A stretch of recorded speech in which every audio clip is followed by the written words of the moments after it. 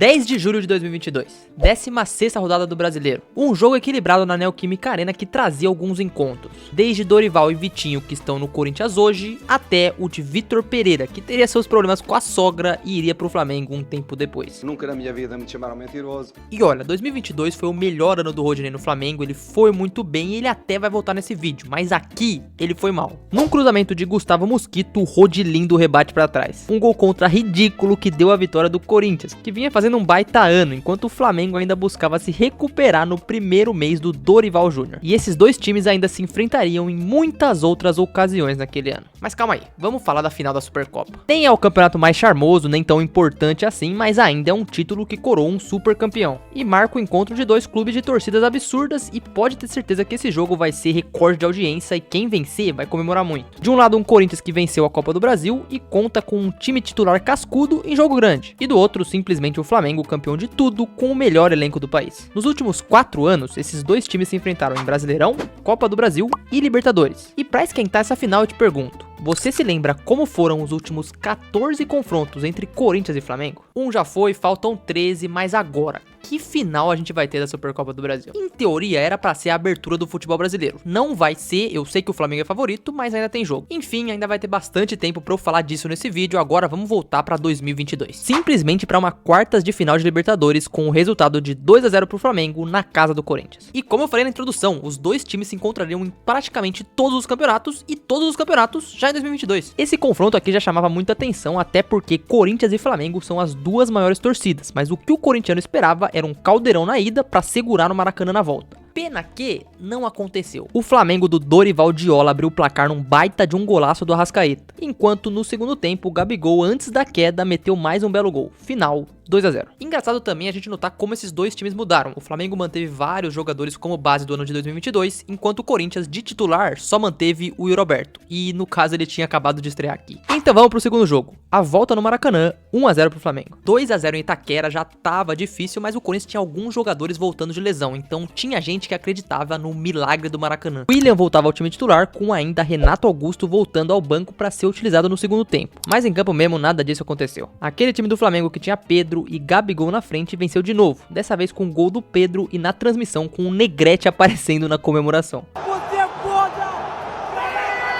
Aquele Flamengo iria rumo ao título do Tri da Libertadores e o trabalho do Dorival só melhoraria. Enquanto o Corinthians eliminado, o William abandonaria o barco, mas o time melhor em outra competição, a Copa do Brasil. Foi passando de fase, encontrou uma forma de jogar, o Yuri Alberto finalmente desencantou a fazer gol, só que na final ia enfrentar justamente o Flamengo. E se domingo vai ser decisão, vamos falar de final, moleque. Final da Copa do Brasil, jogo 1, na Neoquímica Arena, um 0-0. De novo, o primeiro jogo em São Paulo, mas nesse caso a situação foi mais tensa. O Vampeta benzeu a taça pra tentar dar sorte pro timão, e no jogo mesmo teve até chance pros dois lados. Quem chegou talvez com mais perigo foi o Flamengo, teve até bola na trave e outras em que o Cássio defendeu. Já o Corinthians teve uma grande chance com o Yuri Alberto, que se não fosse o Thiago Maia, poderia ter aberto o placar. Ou não sei na real, né, porque o Yuri gosta de perder esses gols na cara. Enfim, o empate manteve, mas o lance que ficou marcado mesmo foi uma polêmica de arbitragem. Uma bola na mão do Léo Pereira que poderia ter sido um pênalti marcado para o Corinthians. Mesmo assim, o resultado final foi 0-0 e o jogo seria definido no Maracanã. Diferente da Libertadores, o confronto estava bem aberto aqui. Chegamos nela então, final da Copa do Brasil, 1-1 com nos pênaltis, vitória do Flamengo. E vai ser o único jogo além da final da Supercopa do Brasil que é uma final nesses últimos anos, então é bem importante. E vou falar, as coisas foram acontecendo de uma forma que parecia que era da Corinthians, mas o Flamengo de novo conseguiu contornar isso. Na verdade, se você pensar que quem abriu o placar foi o Flamengo num gol do Pedro com 7 minutos, vai achar que o jogo foi tranquilo, mas não foi não. O time do Dorival em 2022 foi absurdo, jogou muito, mas nessa final não foi tão bem assim. Tanto que o Corinthians teve boas chances. O Roger Guedes perdeu uma em cima da linha, mas foi martelando tanto que aos 82 saiu o gol do Juliano pra empatar. A decisão iria pros pênaltis e não tinha nenhum favorito. Pronto, aqui começa o grande roteiro dessa final. Porque foi uma montanha-russa que continuou do próprio jogo. O Flamengo abriu o placar, parecia ser o favorito, aí o Corinthians empatou e se tornou favorito, e no começo dos pênaltis isso se manteve também. Isso porque o Timão saiu na frente e o atual técnico do Flamengo, Felipe Luiz, perdeu sua cobrança. Clima tenso no Maracanã, o Corinthians converteu algumas, até na quarta o Fagner acertar a trave. Tava tudo empatado, mas mesmo assim na última cobrança, Gabigol tinha a bola do jogo. Se ele errasse, o Corinthians era campeão e se ele fizesse, a disputa continuava. E a história desse cara no Flamengo é praticamente perfeita. O cara não foi protagonista em nenhum desses jogos? Não, mas ele foi muito importante para esse título, porque ele muda de novo o cenário. Gol do homem que incendeia o Maracanã. De novo o favoritismo volta pro Flamengo. E tudo se intensifica ainda mais quando o Matheus Vital isola na 7ª batida. Agora era só um gol rubro-negro pro título. E bom, eu falei do Rodinei e ele volta aqui. Pra ser justo, 2022 o Rodinei jogou muito, praticamente a temporada inteira depois que o Dorival chegou. E esse gol do título foi meio que o encerramento com uma chave de ouro assim. Com fé no pé, gol do Rodilindo. O Flamengo era campeão da Copa do Brasil e o Corinthians teria a chance de vencer esse torneio só 3 anos depois, mas não contra o Flamengo. Mesmo assim, 2022 ainda teria mais um jogo entre eles, até porque os dois se enfrentaram muitas vezes nesse ano. 3 semanas depois, os dois se encontravam pelo Brasileirão de novo, no Maraca, e o Corinthians dessa vez vence, por 2-1. E essa partida aqui é dois opostos, pro Corinthians valia muito e pro Flamengo não valia quase nada. Se os paulistas vencessem, eles estavam na Libertadores direto na fase de grupos pro ano seguinte, enquanto o Flamengo tinha acabado de vencer a América, então o jogo já não valia nada pros cariocas, mas isso não quer dizer que foi um jogo fácil, apesar do time misto que o Flamengo levou naquele dia. O Corinthians abre o placar com o Duqueiroz, mas o Fla empata num belo gol do Matheus França, e dessa vez o pênalti não marcado foi pro rubro-negro. Já aos 75 minutos, bela tirada do Yuri Alberto pra cima do Hugo Souza, e assim o Corinthians levou a melhor naquele dia. E já vamos pro próximo, no ano seguinte, 2023, 7ª rodada, Flamengo 1, Corinthians 0, mais uma vez no Maracanã. Como as coisas mudam no futebol brasileiro. Se o Flamengo tinha sido campeão de tudo e tava muito bem, agora já tava em crise e com o Sampaoli. E se o Corinthians tinha feito um baita ano, agora já tava com Vanderlei Luxemburgo. Ainda mais brigando pra não cair. Apesar da má colocação do brasileiro, foi um jogo equilibrado. O time paulista teve muitas boas chances contra um Flamengo meio desajustado. Mas um jogador que é unanimidade hoje, que é ídolo do clube, mas que naquela época ainda estava começando a ganhar confiança, era o Léo Pereira. Na verdade, ele já estava jogando bem há um tempo, e foi dele aos 94 do segundo tempo o gol de cabeça. O Corinthians se afundou lá embaixo, enquanto o Fla teria que se encontrar ainda com o Sampaoli, o que não aconteceu. No segundo turno já não era o argentino e na Neoquímica Arena, 1-1 dessa vez. Não só o do Flamengo, o Sampaoli sim tinha sido demitido, mas no Corinthians também o técnico já era o Mano Menezes. E pra abrir o placar, o nosso homem de gelo russo, Gerson, meteu a bola na gaveta. O que o Flamengo gosta de fazer golaço no Corinthians é sacanagem. Mesmo assim, eles conseguiram empate, então no final não mudou muita coisa. Pênalti no pé do Fábio Santos praticamente era certeza de gol, e assim os dois clubes encerraram 2023 de forma triste. O Fla porque não conseguiu vencer nada, e o Corinthians porque quase caiu. Pra 2024, dava pra dizer que ia melhorar muito? Mais ou menos, não tanto assim. Pelo menos o técnico do Fla pro ano seria o Tite inicialmente, enquanto no Corinthians, já no Paulistão teve mudança. Rodada 6 do Brasileiro no Maracanã, um massacre do Mengo que poderia ter sido mais. Apesar do trabalho do Tite não ter sido lá essas coisas, até aqui não tava tão ruim assim. Depois do jogo já tava brigando pela liderança no começo do Brasileiro e até jogando um bom futebol. Enquanto o Corinthians tava na crise, se afundando, o Cássio Mal tava no banco e de novo briga na parte de baixo. Pra ser sincero, o Flamengo amassou esse jogo, dava pra ter sido uns 4 assim, fácil. O Carlos Miguel, que substituiu o Cássio, fez algumas defesas, mas no gol do Pedro, há quem diga que ele falhou. Enfim, 1-0 pro Fla. O segundo gol já no segundo tempo veio de um moleque que aparecia naquele momento com muita personalidade e esperança, o Lohan. Teve até post do Vini Júnior, mas pena que no final ele acabou se perdendo e tá na Europa sem vontade, como dizem. Mas nesse gol, botaram muita fé nele. Vamos pro segundo turno, que de novo teve muitas mudanças. Rodada 25 na Neoquímica Arena e dessa vez vitória do Timão. 2-1 em um jogo muito nervoso. O Flamengo tinha contratado por 20 milhões de euros o Carlos Alcaraz, que se tornaria a contratação mais cara da história do clube. É inacreditável pensar que em menos de 2 anos eles estão pagando 40 pra trazer o Paquetá. Alguém precisa parar o Flamengo, senão eles vão dominar esse país. Do lado do Corinthians também, várias contratações, destacar principalmente a do Hugo Souza, que assumiu o gol depois da saída de 2 goleiros daquele time, e de um centroavante que viria com o objetivo de salvar o clube daquela situação. Não.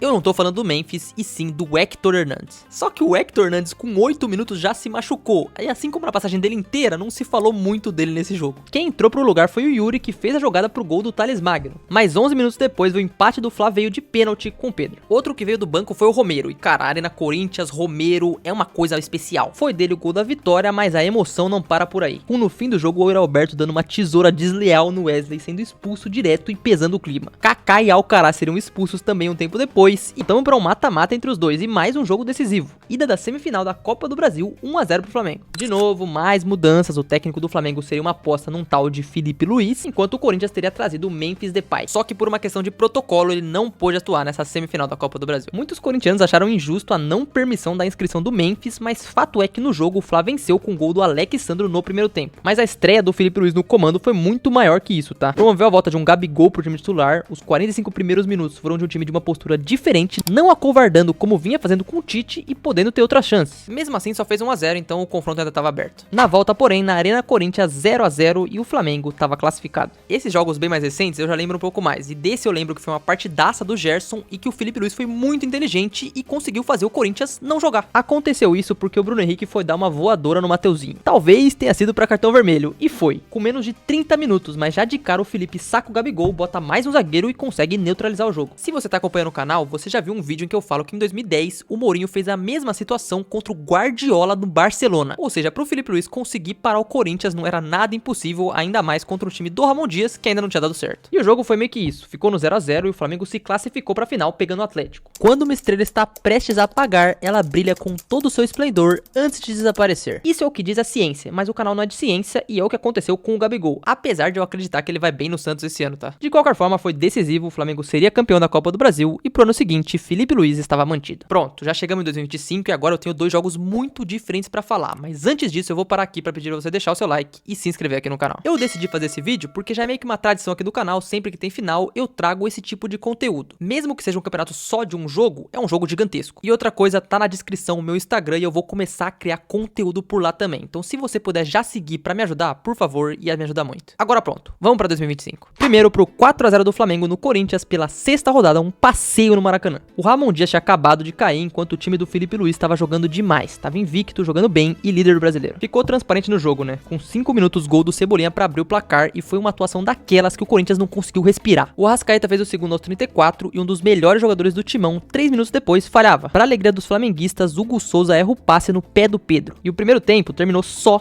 3 a 0. Tava feia a coisa. O Pedro tinha acabado de voltar de lesão também e o que ele jogou aqui foi inacreditável. Nesse jogo ele quase fez um golaço e faltando 12 minutos pra acabar, pênalti pro Fla e ele foi lá e fez. O segundo dele, 4 a 0 pro Flamengo de Felipe Luiz, que naquele momento ninguém segurava. De longe o melhor time e que jogava o melhor futebol. E do lado corintiano nem era de todo ruim. Isso porque o Dorival já tava no Maracanã. Sei que não foi a melhor das primeiras impressões, mas dizem os jogadores que já no vestiário ele disse que aquele elenco ainda venceria um título no ano. 4 cocos do Flamengo no Maraca. Ele falou, se preparem, a gente vai ser finalista da Copa do Brasil. E bom, ele tava certo, né? O mais mágico é que esse título veio justamente no Maracanã. Mas antes disso, finalmente vamos pro último. 25ª rodada da Série A do ano passado, Corinthians 1, Flamengo 2. Esse jogo foi totalmente distinto, um baita primeiro tempo do Corinthians, mas o Yuri Alberto tava de sacanagem. Perdeu gols feitos e na hora do pênalti cavou de uma forma tão ridícula que o Rossi zoou. Mesmo assim, foi dele o gol que abriu o placar. O flamenguista vencer aquele jogo significava muito, porque era disparar na liderança do brasileiro. E o que esse cara jogou no passado é inacreditável. Ele ainda não começou direito esse ano, mas o que ele fez em 2025? Foi dele o gol de empate com assistência do Carrascal. E o mesmo Carrascal deu assistência também pro gol da virada no minuto 87. Luiz Araújo marcou e o Flamengo venceu. Mesmo num jogo que o Corinthians tinha tudo pra vencer, outra vez deu Mengo. E olha, pelo que a gente pôde ver, o Flamengo sim tem números melhores e sim tem um elenco melhor. Mas o Corinthians também tem um elenco forte, principalmente em decisões, e é começo de temporada também, então não dá pra saber como esses times vão chegar. Óbvio que a equipe que venceu tudo no passado não pode temer ninguém e o flamenguista tem mesmo que acreditar que vai vencer e pode vencer tranquilo. Mas do outro lado, o corintiano também deve saber que o time dele gosta de jogar em finais. Tem jogadores cascudos e tem totais condições de ser campeão da Supercopa. Pra ser sincero, eu não sei o que esperar desse jogo, eu só espero que tenha muitos gols, assim como na Supercopa de 2023 entre Flamengo e Palmeiras. Não sei, eu só espero que seja bom. E como eu sempre faço nesse tipo de vídeo, vamos aos números e as estatísticas no final. Ao todo, entre 2022 e 2025 foram 14 jogos, 7 vitórias do Flamengo, 4 empates contando a final da Copa do Brasil e 3 vitórias do Corinthians. Como eu disse, bem melhor o retrospecto do Flamengo. Também tem o dado de que em mata-matas foram 2 vezes na Copa do Brasil e uma na Libertadores, e o Flamengo venceu todas. Mas se você quiser falar de Supercopa, já teve esse embate em 1991, que no caso a vitória foi do Corinthians com gol logo simplesmente do craque Neto. Mas você não estudou, foi, mas você é craque? Você jogou bola? Jogou no Maracanã? Jogou. Você jogou na onde? E olha, esse vídeo não acabou ainda, até porque falta um jogo. Domingo vai ser o dia de separar os meninos dos homens. Também vai ser um confronto muito bonito entre as torcidas. É rivalidade, história recente, revanche, hegemonia e orgulho em jogo. O Flamengo de Arrascaeta, Léo Pereira e companhia vem buscar mais um título. Já o Corinthians conta com o Roberto, Memphis Depay e Hugo Souza pra frear o Fla e ficar com essa taça pra começar bem o ano. O jogo é aberto. Os dois têm totais condições. E pra ver o 15º confronto e terminar esse vídeo, é só acompanhar a final da Supercopa do Brasil, no dia 1, em Brasília.